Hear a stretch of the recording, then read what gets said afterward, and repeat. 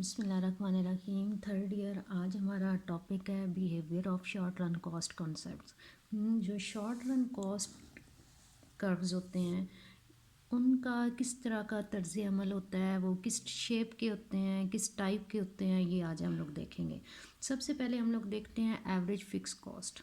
Average fix cost या औस मुअय्यन मसारफ। हम लोगों ने पीछे पढ़ा था कि जो टोटल फिक्स कॉस्ट होती है वो फिक्स रहती है, वो चेंज नहीं होती। जैसे अगर एक फर्म काम करना स्टार्ट करती है तो हम लोग फ़र्ज़ कर लेते हैं कि फ़र्ज़ किया है कि उसकी जो फ़िक्स कॉस्ट है वो है 1000 रुपीज़। मेन फ़र्ज़ कर लें कि उसकी बिल्डिंग का रेंट जो है और उसका जो परमानेंट स्टाफ है और इस तरह से जो उसके फ़िक्स्ड वेरिएबल्स हैं उन सब पे तकरीबन वो 1000 रुपीज़ खर्च करती है। अब फर्म जैसे जैसे क्वांटिटी बढ़ाती चली जाती है, अपना प्रोडक्शन लेवल बढ़ाती चली जाती है, एवरेज हम लोगों ने जब टोटल से फाइंड आउट करनी होती है तो हम लोग average fix cost find out करने के लिए टोटल फ़िक्स कॉस्ट को डिवाइड कर देते हैं क्वांटिटी पे। तो 1000 को जैसे जैसे हम लोग ज़्यादा क्वांटिटी पे डिवाइड करते चले जाएंगे, इसका मतलब है कि हमारी जो एवरेज फ़िक्स कॉस्ट है वो कम होती चली जाएगी। इस वजह से जो एवरेज फ़िक्स कॉस्ट कर्व होता है वो इस शेप का होता है। मतलब स्टार्टिंग में ये बाएं से दाएं नीचे गिरता है और फिर एक्स एक्सिस के पैरेलल चलना शुरू कर देता है। इसे हम रेक्टेंगुलर हाइपरबोला कहते हैं। उसकी वजह क्या होती है कि जब फर्म स्टार्टिंग में प्रोडक्शन स्टार्ट करती है, क्वांटिटी को बढ़ाना शुरू करती है, तो उसकी जो टोटल फिक्स कॉस्ट होती है वो क्वांटिटी पे डिवाइड होते होते कम होना शुरू हो जाती है और एट द एंड वो एक्स एक्सिस के पैरेलल चलना शुरू हो जाती है। सेकंड पे हमारे पास आ जाता है average variable cost. Average variable cost का हमने तर्ज अमल देखना है तो उसके लिए पहले हमें टोटल वेरिएबल कॉस्ट का तर्ज अमल देखना होगा। हमारे पास मैंने ये वाली जो 2 पैनल डायाग्राम बनाई है, इसमें डायाग्राम नंबर 1 देखें आप लोग।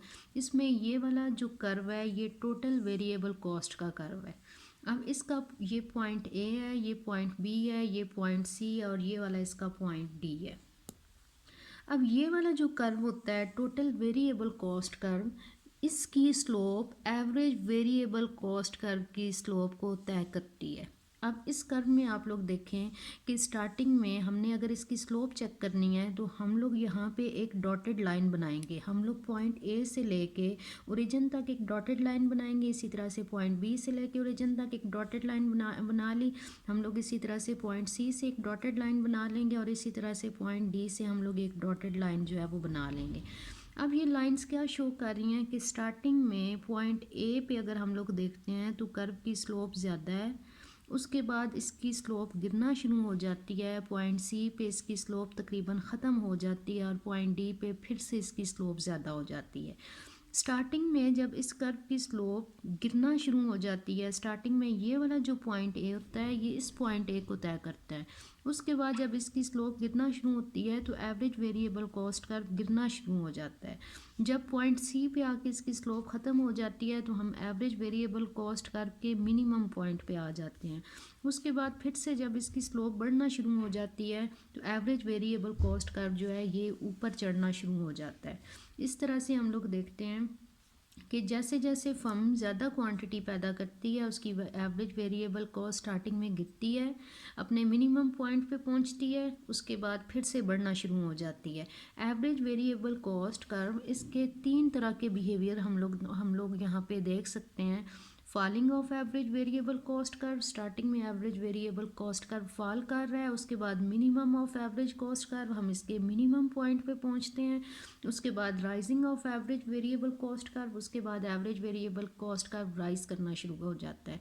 इसके बाद हम लोग ये वाले जो तीनों इसके पॉइंट्स हैं इनको अब डिटेल में देखते हैं कि ये स्टार्टिंग में क्यों गिरता है, मिनिमम पे क्यों पहुंचता है और उसके बाद बढ़ना क्यों शुरू कर देता है।